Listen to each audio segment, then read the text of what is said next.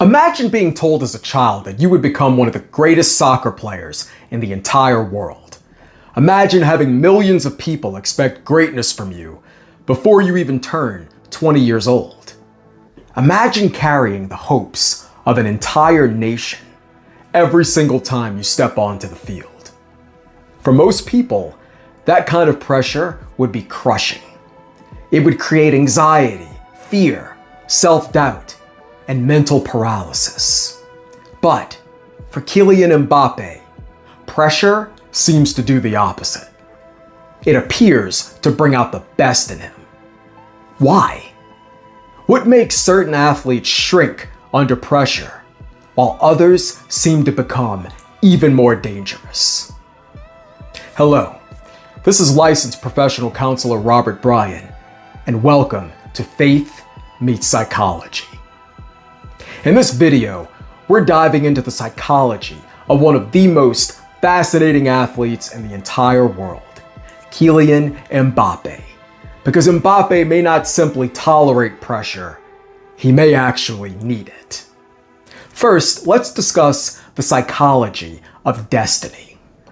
One of the most fascinating things about Mbappé is that he has carried himself with supreme confidence from a very young age. As a teenager, he wasn't merely hoping to become great, he expected it. This is important psychologically. Elite performers often possess what psychologists call a strong internal identity. They don't ask, "Can I become great?" Instead, they ask, "How can I fulfill who I already believe I am?" That belief changes everything. Confidence is often misunderstood. People think confidence comes after success. But many elite athletes have confidence long before success arrives. They believe first, then they act accordingly. Mbappé appears to have developed an identity early in life that says, "I belong here." And when an athlete truly believes they belong on the biggest stage, pressure becomes less threatening. Next, let's discuss the mindset of the great ones. Think about some of the all-time great athletes: Michael Jordan, Kobe Bryant, Cristiano Ronaldo, Tom Brady, Conor McGregor during his rise. They all shared one common trait: an almost irrational level of self-belief. Mbappé seems to possess this same quality. Some people may call it arrogance. Psychologists might call it extreme self-efficacy. Self-efficacy is the belief that you can successfully perform under difficult circumstances. And Mbappé consistently behaves like someone who expects himself to succeed. This mindset creates several advantages: greater resilience after failure, increased willingness to take risks, reduced fear of mistakes, and greater ability to perform under pressure. Because if you genuinely believe you are built for these moments, then the moment itself becomes less intimidating. Next, let's discuss thriving under pressure. Most athletes become tighter under pressure. Their muscles tense. Their thoughts speed up. They become afraid of making mistakes. This often leads to poor decision-making. But Mbappé frequently appears calmer when the stakes are highest. Why? Because elite competitors often reinterpret pressure. Instead of seeing pressure as a threat, they see it as an opportunity. Average performers think, "What if I fail?" Elite performers think, "This is my moment."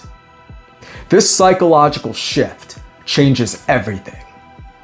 Pressure can either become a burden or a stage.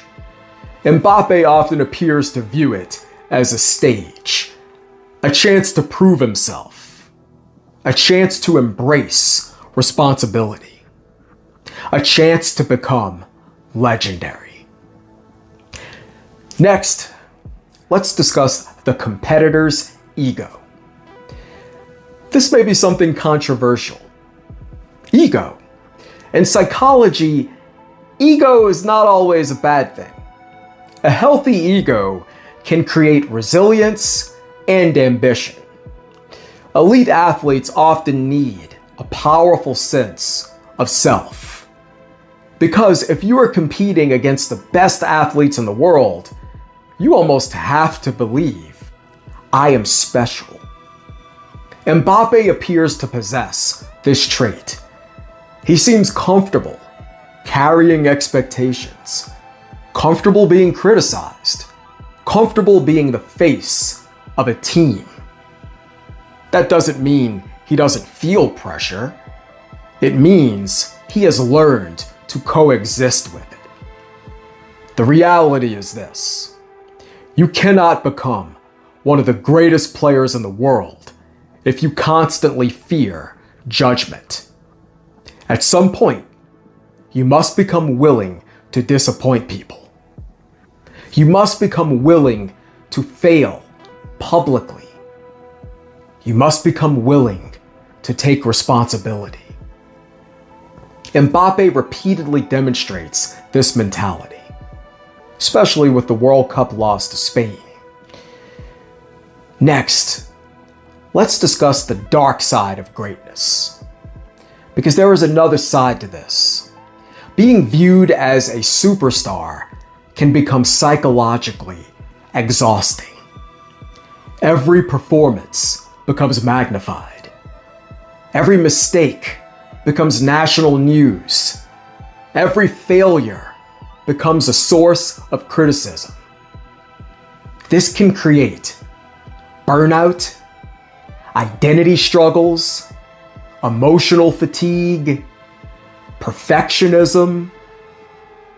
One of the greatest psychological challenges for elite athletes is learning that their worth is not dependent upon their performance. Because eventually, every athlete loses. Every athlete declines. Every athlete faces criticism.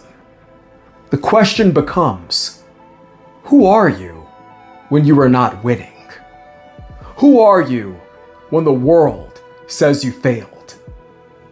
That may ultimately become the greatest psychological battle of Mbappé's career. Next, what can we learn from Kylian Mbappé? What are some lessons for all of us to apply? First, confidence often begins with identity. Start trying to see yourself as the type of person who can handle difficult situations. Second, pressure is often a privilege. Pressure means something meaningful is happening. Third, you do not have to eliminate fear. You simply need to act despite fear. And finally, greatness requires courage.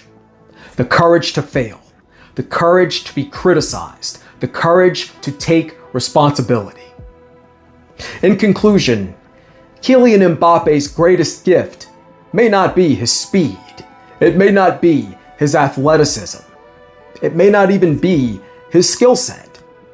It may be his mindset, his belief that he belongs in the biggest moments, his willingness to embrace pressure, his refusal to shrink from expectations.